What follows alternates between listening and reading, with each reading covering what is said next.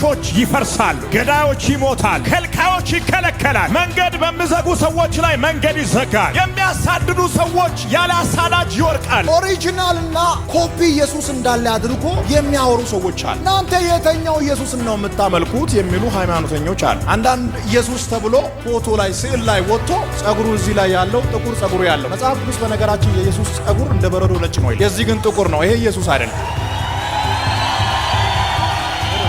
እኛ የነበብነው ዮሐንስ ራእይ ላይ ጸጉሩ እንደ በረዶ ነጭ ይላል። ስዕል ላይ የምናየው ሰዎች ይዞ የሚዞሩት መንገድ ላይ ቦሌ፣ ሜክሲኮ፣ ለቡ የሚሸጠው ባለ100 ብሩ ጸጉሩ ጥቁር ነው።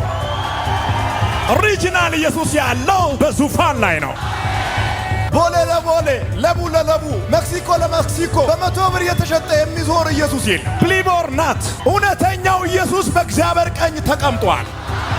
አሁን ግን በእኛ መካከል በመንፈሱ አማካኝነት እየሰራ ነው።